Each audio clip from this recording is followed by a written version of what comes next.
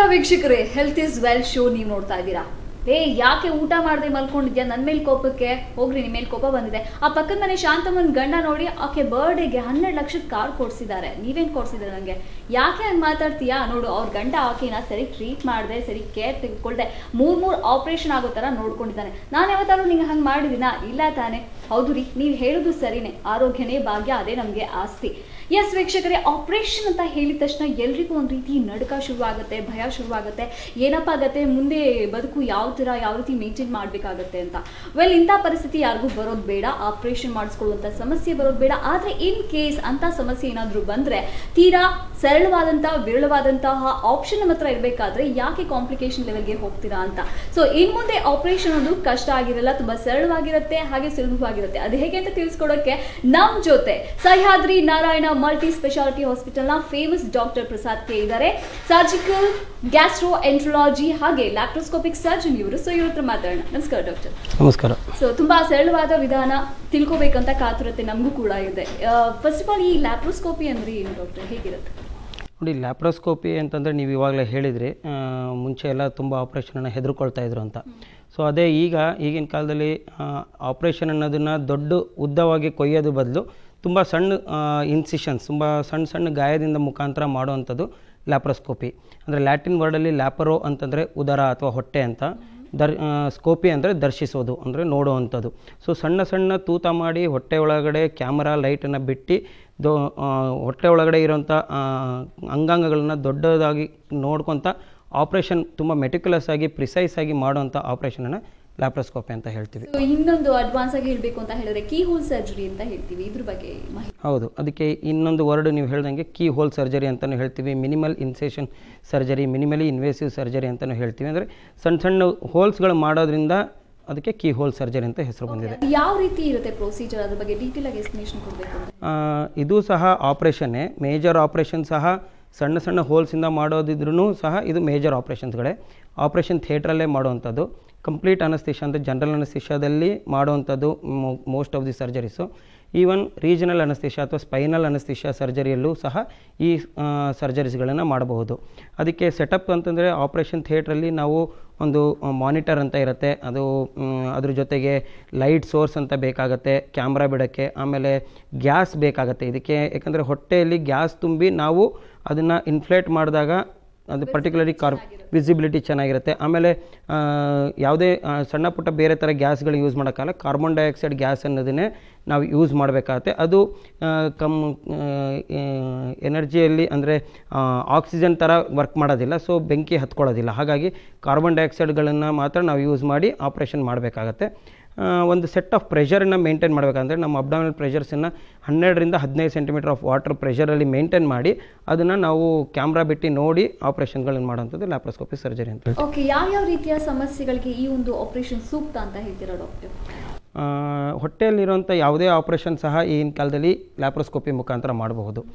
ಸಾಮಾನ್ಯವಾಗಿ ಮಾಡುವಂಥದ್ದು ಅಂತಂದರೆ ಹರ್ನಿಯಾ ಸರ್ಜರೀಸು, ಪಿತ್ತಕೋಶದ ಕಲ್ಲಿಂದ ಅಂದರೆ ಗಾಲ್ ಬ್ಲಾಡರ್ ಸರ್ಜರಿ, ಲ್ಯಾಪ್ರೋಸ್ಕೋಪಿ ಕೊಲೆಸಿಸ್ಟೆಕ್ಟಮಿ ಅಂತ ಏನು ಹೇಳ್ತೀವಿ.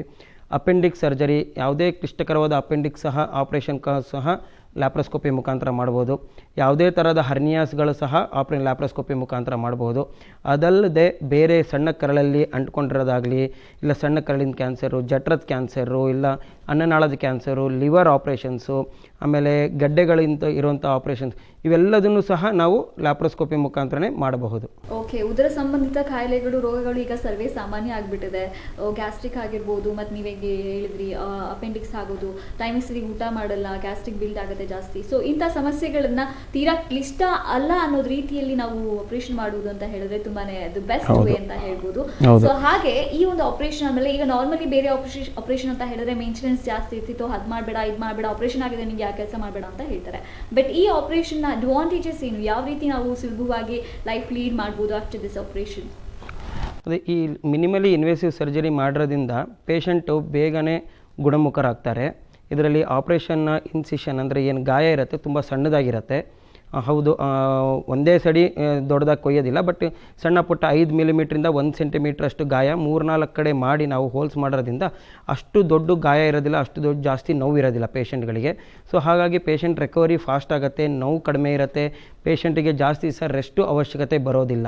ಸೊ ಯಾವುದೇ ದೊಡ್ಡ ಆಪ್ರೇಷನ್ ಮಾಡಿಕೊಂಡ್ರೂ ಸಹ ಪೇಷಂಟು ಬೇಗನೆ ರಿಕವರ್ ಆಗಿ ತಮ್ಮ ದೈನಂದಿನ ಕೆಲಸಗಳನ್ನು ಸಹ ಬೇಗ ಮಾಡ್ಕೋಬೋದು. ಇದು ಮೇಯ್ನ್ ಅಡ್ವಾಂಟೇಜ್ ಈ ಪೇಷಂಟ್ ಈ ಲ್ಯಾಪ್ರೋಸ್ಕೋಪಿ ಆಪ್ರೇಷನ್. ಅಂದರೆ ನಾವು ಸಮಸ್ಯೆ ಇಲ್ಲದೆ ಇರೋ ವ್ಯಕ್ತಿ ಸಮಸ್ಯೆ ಇದ್ದಂತಹ ವ್ಯಕ್ತಿಗೂ ಇನ್ನು ವ್ಯತ್ಯಾಸ ಅಷ್ಟು ಹೌದು ಗೊತ್ತಾಗೋದಿಲ್ಲ. ಹೌದು, ಅಷ್ಟು ಗೊತ್ತಾಗೋದಿಲ್ಲ. ಹೌದು ಹೌದು. ಹಾಗೆ ಕೆಲವರಿಗೆ ಓಕೆ ಈ ತರ ಒಂದು ಆಪರೇಷನ್ ಅಲ್ಲಿ ಏನಾದರೂ ಒಂದು ತೊಂದರೆ ಉಂಟಾಗುತ್ತಾ, ಸೈಡ್ ಎಫೆಕ್ಟ್ಸ್ ಇರುತ್ತಾ ಅನ್ನೋ ಕ್ವಶನ್ ಕೂಡ ಇರುತ್ತೆ. ಇದಕ್ಕೆ ಏನು ಹೇಳ್ತೀರಾ? ಅಂದರೆ ಈ ಆಪ್ರೇಷನ್ ಮಾಡೋಕ್ಕೆ ನಾವು ಫಿಟ್ನೆಸ್ ಅಂತ ಹೇಳ್ತೀವಿ. ಪೇಷಂಟ್ ಆ್ಯಕ್ಚುಲಿ ಫಿಟ್ ಆಗಿರಬೇಕು ಕೆಲವು ಆಪ್ರೇಷನ್ಗಳಿಗೆ ಅಂತ. ಪೇಷಂಟು ನಾರ್ಮಲಿ ಎಷ್ಟೋ ಜನ ಕೇಳ್ತಾರೆ, ಸರ್ ಆಪ್ರೇಷನಿಗೆ ಶುಗರ್ ಇದೆ, ಬಿ ಪಿ ಇದೆ, ಮಾಡ್ಬೋದಾ ಅಂತ. ಅವೆಲ್ಲ ಯಾವುದೂ ನಾವು ಸಮಸ್ಯೆನ ನಾವು ಇಂಪಾರ್ಟೆನ್ಸ್ ಕೊಡೋದಿಲ್ಲ. ಮುಖ್ಯವಾಗಿ ಪೇಷಂಟಿಗೆ ತುಂಬಾ ಹಾರ್ಟ್ ತೊಂದರೆ ಇದ್ದು ಅವನಿಗೆ ಜನರಲ್ ಅನಸ್ತೇಷಿಯಾ ತಡ್ಕೊಳ್ಳೋಕ್ಕೆ ಕಷ್ಟ ಆಗುತ್ತೆ, ಅಥವಾ ರೆಸ್ಪಿರೇಟ್ರಿ ಪ್ರಾಬ್ಲಮ್ ಅಂದರೆ ಉಸಿರಾಟದ ಸಮಸ್ಯೆ ತುಂಬ ಇದ್ದು ಜನರಲ್ ಅನಸ್ತೇಷಿಯಾ ತುಂಬ ರಿಸ್ಕ್ ಆಗುತ್ತೆ, ಅಂಥ ಪೇಷಂಟ್ಗಳಿಗೆ ಮಾತ್ರ ನಾವು ಲ್ಯಾಪ್ರೋಸ್ಕೋಪಿನ ಬೇಡ ಅಂತ ಹೇಳ್ತೀವಿ. ಅಂಥವರಿಗೆ ಓಪನ್ ಸರ್ಜರಿಗಳು ಮಾಡ್ಬೋದು ಅಂತ ಹೇಳ್ತೀವಿ ನಾವು. ಸೊ ಏಜ್ ಲಿಮಿಟ್ ಕೂಡ ಇರುತ್ತಾ ಇದಕ್ಕೆ?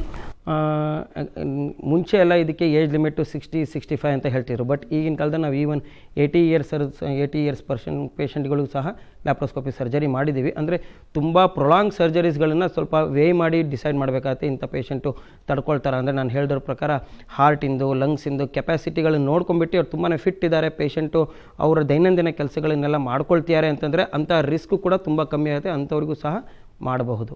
ಓಕೆ, ಆಫ್ಟರ್ ಈ ಸರ್ಜರಿ ಆದಮೇಲೆ ಈ ಥರ ಒಂದು ಇನ್ಸ್ಟ್ರಕ್ಷನ್ನ ಫಾಲೋ ಮಾಡಬೇಕು ನೀವು ಅಂತ ಹೇಳಿ ಸಜೆಷನ್ಸ್ ಕೊಡ್ತೀರಾ? ಇನ್ ಕೇಸ್ ಅವ್ರು ಫಾಲೋ ಮಾಡಲಿಲ್ಲ ಅಂತ ಹೇಳಿದರೆ ಆ ರೀತಿಯ ಒಂದು ಪ್ರಾಬ್ಲಮ್ಸ್ಗಳು ಮರುಕಳಿಸುವಂಥ ಸಾಧ್ಯತೆ ಎಷ್ಟಿರುತ್ತೆ? ನೋಡಿ, ಇದು ಸಹ ಆಪ್ರೇಷನ್ ಅಂತ ಹೇಳಿದ ಮೇಲ್ಗಡೆ ಸ್ವಲ್ಪ ಮಟ್ಟಿಗೆ ರೆಸ್ಟ್ ಬೇಕೇ ಬೇಕಾಗತ್ತೆ. ಸೊ ರೂಟೀನ್ ಕನ್ವೆನ್ಷನಲ್ ಲ್ಯಾಪ್ರಾಟಮಿ ಅಂತ ಏನು ಮುಂಚೆ ದೊಡ್ಡದಾಗಿ ಕೊಯ್ದು ಆಪ್ರೇಷನ್ ಮಾಡಿ ಅದಕ್ಕೆ ತುಂಬ ರೆಸ್ಟ್ ಒಂದು 2-3 ತಿಂಗಳಂತೂ ರೆಸ್ಟ್ ಬೇಕಾಗ್ತಿತ್ತು. ಬಟ್ ಇದರಲ್ಲಿ ರೆಸ್ಟ್ ಒಂದು 10-15 ದಿವಸ ತೊಗೊಳ್ಬೇಕು ಅಂತ ಹೇಳ್ತೀವಿ. ಯಾಕಂದರೆ ಅದು ಸ್ವಲ್ಪ ನೋವಿರುತ್ತೆ, ಗಾಯ ಇರುತ್ತೆ, ವಾಸಿ ಆಗೋಕ್ಕೆ ಟೈಮ್ ತೊಗೊಳುತ್ತೆ. ಅಷ್ಟು ದಿವಸ ತನಕ ಅವರು ಸ್ವಲ್ಪ ರೆಸ್ಟ್ ತೊಗೊಳ್ಳೇಬೇಕಾಗತ್ತೆ. ಇದು ನಾವು ರಿಸ್ಟ್ರಿಕ್ಷನ್ ಇರೋಕ್ಕಾಗಲ್ಲ. ಏನು ಪ್ರಾಬ್ಲಮ್ ಆಗಲ್ಲ ನನಗೆ ಬಿಡು ಅಂತ ಹೇಳಿಬಿಟ್ಟು ಅಲ್ಲ, ಅಷ್ಟು ಕ್ಯಾಶುವಲ್ ಆಗಿ ಇರೋಕ್ಕಾಗಲ್ಲ. ಯಾಕಂದರೆ ಇದು ಸಹ ಆಪ್ರೇಷನ್ನು ಒಳಗಡೆ ನಾವು ಎಷ್ಟೊಂದು ಹೊಲಿಗೆ ಹಾಕಿರ್ತೀವಿ, ಮೇಲ್ಗಡೆನೂ ಸಹ ಹೊಲಿಗೆ ಹಾಕಿರ್ತೀವಿ. ಸೊ ಸ್ವಲ್ಪ ಗಾಯ ಇರುತ್ತೆ, ಆ ನೋವು ಮತ್ತು ಗಾಯಗಳು ವಾಸಿ ಆಗೋಕ್ಕೆ ಮಿನಿಮಮ್ 10-15 ಡೇಸ್ ತೊಗೊಳತ್ತೆ. ಅಲ್ಲಿ ತನಕ ನಾವು ಸ್ವಲ್ಪ ರೆಸ್ಟ್ ಬೇಕು ಅಂತ ಹೇಳ್ತೀವಿ ನಾವು. ಅಂದರೆ ಕಂಪ್ಲೀಟ್ ಬೆಡ್ ರೆಸ್ಟ್ ಅಂತೂ ಇಲ್ಲ, ಮನೆಯಲ್ಲೇ ಓಡಾಡ್ಕೊಂಡಿರ್ಬೋದು, ಅವರ ದೈನಂದಿನ ಕೆಲಸಗಳು ರೂಟೀನ್ ಮೈನರ್ ಆ್ಯಕ್ಟಿವಿಟೀಸ್ಗಳು ಮಾಡ್ಕೊಂಡಿರ್ಬೋದು. ಬಟ್ ಪ್ರೊಲಾಂಗ್ ಜರ್ನೀಸು, ಪ್ರೊಲಾಂಗ್ಡ್ ಸ್ಟೇಗಳು ಮಾಡೋವಂಥದ್ದನ್ನು ಅವಾಯ್ಡ್ ಮಾಡಿ ಅಂತ ಹೇಳ್ತೀವಿ ನಾವು. ಓಕೆ, ಸೊ ಬೇರೆ ಮೆಡಿಕಲ್ ಇಶ್ಯೂಸ್ಗಳಿದ್ರೂ ಕೂಡ ಇಂಥ ಒಂದು ಆಪ್ರೇಷನ್ ಮಾಡಿಸ್ಕೊಳ್ಳೋದು ಎಷ್ಟು ಸೂಕ್ತ ಅಂತ ಹೇಳ್ತೀರಾ? ಕೆಲವರು ಓಕೆ ಬೇಕೇ ಬೇಕು ನಮ್ಗೆ ಆಪ್ರೇಷನ್ ಮಾಡಿಬಿಡಿ ಅಂತ ಹೇಳ್ತಾರೆ, ಅಂಥವ್ರಿಗೆ ಏನು ಸಜೆಷನ್ ಕೊಡ್ತೀರಾ? ಹೌದು, ನೋಡಿ, ಅಂದರೆ ಪರ್ಟಿಕ್ಯುಲರ್ ಇಂಡಿಕೇಷನ್ಸ್ಗಳಿದ್ದಾಗ ಪೇಷಂಟ್ಗಳಿಗೆ ಪಿತ್ತಕೋಶದ ಕಲ್ಲಿಂದ ಆಗಿದ್ದಾಗ ಕೆಲವರಿಗೆ ನೋವು ಇದ್ದರೆ ಮಾತ್ರ ನಾವು ಆಪ್ರೇಷನ್ ಮಾಡೇ ಮಾಡ್ತೀವಿ. ನೋವಿಲ್ಲ ಅಂದರೆ ಬೇಡ ಅಂತ ಹೇಳ್ತೀವಿ. ಯಾಕೆಂದರೆ ಅದು ಕಾಂಪ್ಲಿಕೇಶನ್ಸ್ಗಳು ಕೊಡುತ್ತೆ ಅಂತ. ಅಪೆಂಡಿಕ್ಸು ಒಂದು ಸತಿ ಆಗಿ ನೋವು ಮತ್ತೆ ಕಡಿಮೆ ಆದಮೇಲೆ ಮತ್ತೆ ಬೇಡ ಅಂತ ಬರ್ತಾರೆ ಪೇಷಂಟ್. ಬಟ್ ಅದು ವೆಸ್ಟಿಜಿಯಲ್ ಆರ್ಗನ್ ಆಗಿರೋದ್ರಿಂದ ಮತ್ತೆ ಪ್ರಾಬ್ಲಮ್ಗಳು ಮರುಕಳಿಸುತ್ತೆ. ನೀವು ಇವಾಗ ಫಿಟ್ ಇದ್ದೀರಾ, ಮಾಡಿಸ್ಕೊಂಡ್ರೆ ರಿಸ್ಕ್ ತುಂಬಾ ಕಡಿಮೆ ಅಂತ ನಾವು ಕೌನ್ಸಿಲಿಂಗ್ ಮಾಡ್ತೀವಿ. ಕೆಲವು ಪೇಷಂಟ್ಗಳಿಗೆ ಆಪ್ರೇಷನ್ನೇ ಬೇಡ, ಅಂಥವರಿಗೆ ನಾವು ವೇಟ್ ಮಾಡಿ ಅಬ್ಸರ್ವೇಷನ್ ಮಾಡೋಣ, ಆಮೇಲೆ ಬೇಕಾದ್ರೆ ಆಪ್ರೇಷನ್ ಮಾಡೋಣ ಅಂತಲೂ ಹೇಳ್ತೀವಿ. ಸೊ ಹಾರ್ಡ್ ಆ್ಯಂಡ್ ಫ್ಯಾಕ್ಟಾಗಿ ನೀವು ಬೇಕೇ ಬೇಕು ಅಂತ ಕೆಲವು ಕಂಡೀಷನ್ಸ್ಗಳಲ್ಲಿ ಮಾತ್ರ ಇದೆ ಸಹ, ಎಲ್ಲದರಲ್ಲೂ ಇರೋದಿಲ್ಲ. ಸೊ ಹಾಗಾಗಿ ನಾವು ಡಿಸೀಸ್ ಮೇಲ್ಗಡೆ ಡಿಸಿಷನ್ ತೊಗೊಳ್ತೀವಿ. ಓಕೆ, ಇಂಥ ಒಂದು ಅಡ್ವಾನ್ಸ್ ಟೆಕ್ನಾಲಜಿನ ಪ್ರತಿಯೊಬ್ಬರು ಅಂದರೆ ಯಾರು ಒಂದು ಸಮಸ್ಯೆಯಿಂದ ಬಳಲ್ತಾ ಇದ್ದಾರೆ ಅವ್ರು ಯೂಸ್ ಮಾಡಿಕೊಂಡ್ರೆ ಖಂಡಿತ ಅವ್ರ ಲೈಫ್ಗೆ ಉಪಯೋಗ ಆಗುತ್ತೆ. ಹೌದು, ಈಗಲೂ ಸಹ ಎಷ್ಟೋ ಹಳ್ಳಿಗಳಲ್ಲಿ ಜನರಿಗೆ ಆಪ್ರೇಷನ್ ಅಂದರೆ ತುಂಬಾ ಭಯ ಇದೆ. ಸೊ ಸ್ವಲ್ಪ ಪಟ್ಟಣಕ್ಕೆ ಬಂದಾಗ ಕೆಲವರಿಗೆ ಅವೇರ್ನೆಸ್ ಬರ್ತಾ ಇದೆ ಲ್ಯಾಪ್ರೋಸ್ಕೋಪಿ ಸರ್ಜರೀಸ್ಗಳು. ಈಗಲೂ ಸಹ ಕೆಲವರಿಗೆ ಇನ್ನೂ ಆ ಸರ್ಜರೀಸ್ಗಳಿಂದ ಅಡ್ವಾಂಟೇಜು ಡಿಸ್ಅಡ್ವಾಂಟೇಜಸ್ ಎಲ್ಲ ಗೊತ್ತಾಗಿಲ್ಲ. ಸೊ ಈ ಥರ ಕಾರ್ಯಕ್ರಮಗಳಿಂದ ಅವರಿಗೆ ಜನರಿಗೆ ತಲುಪಿದರೆ ಈ ಅಡ್ವಾಂಟೇಜಸ್ಗಳು ಅವ್ರಿಗೆ ಗೊತ್ತಾಗುತ್ತೆ. ಆಮೇಲೆ ಯಾವುದೇ ಕ್ಲಿಷ್ಟಕರವಾದ ಆಪ್ರೇಷನ್ಗಳು ಸಹ ಲ್ಯಾಪ್ರೋಸ್ಕೋಪಿ ಮುಖಾಂತರ ಮಾಡೋದ್ರಿಂದ ಪೇಷಂಟಿಗೆ ಬೇಗ ಗುಣ ಆಗ್ತಾರೆ. ಓಕೆ, ಸೊ ಹಲವಾರು ಸಮಸ್ಯೆಗಳ ಜೊತೆ ಈಗ ಅತಿ ಹೆಚ್ಚಾಗಿ ಎಲ್ಲರೂ ಸಾಮಾನ್ಯವಾಗಿ ಕಾಡ್ತಾ ಇರುವಂಥ ಒಂದು ಸಮಸ್ಯೆ ಅಂತ ಹೇಳಿದ್ರೆ ಒಬೇಸಿಟಿ, ಬೋಜು ಅಂತ ಹೇಳಿದ್ರೆ ತುಂಬಾ ಜನ ಫ್ಯಾಟ್ನೆಸ್ ನ ಬಿಲ್ಡ್ ಮಾಡ್ಕೊಂಡೇ ಬರ್ತಾ ಇರ್ತಾರೆ. ಅಯ್ಯೋ ಪರವಾಗಿಲ್ಲ, ಲೈಫ್ ಇರೋ 4 ದಿನ ತಿನ್ನೋಣ ಬದುಕೇನಂತೆ ಅಂತ ಹೇಳಿ. ಸೊ ಇಂಥ ಒಂದು ಕೊಲೆಸ್ಟ್ರಾಲ್ ಜಾಸ್ತಿ ಆದಾಗ ದೇಹದಲ್ಲಿ ಅದು ಕೂಡ ಅಪಾಯಕಾರಿ ಅಂತ ಹೇಳ್ಬೋದು. ಸೊ ಅಂತ ಒಂದು ಬೊಜ್ಜನ್ನ ಒಂದು ನಿರ್ಮೂಲನ ಮಾಡೋದಕ್ಕೆ ಅಥವಾ ಅದನ್ನು ತೆಗೆಯೋದಕ್ಕೆ ಅದಕ್ಕೆ ಯಾವ ರೀತಿ ಒಂದು ಸರ್ಜರಿ ಇದೆ ಅದ್ರ ಬಗ್ಗೆ ತಿಳಿಸ್ಕೊಡಿ. ಹೌದು, ಒಳ್ಳೆ ಕ್ವಶನ್ ಕೇಳಿದ್ರಿ. ನೋಡಿ, ಸಾಮಾನ್ಯವಾಗಿ ನಮ್ಮಲ್ಲಿ ಜನರು ಬರೋರು, ಸರ್ ನಾನು ತುಂಬ ದಪ್ಪ ಇದ್ದೀನಿ, ಬೊಜ್ಜಿದೆ, ನನ್ನಲ್ಲಿ ಫ್ಯಾಟ್ ತೆಗೀರಿ ಅಂತ ಹೇಳ್ತಾರೆ.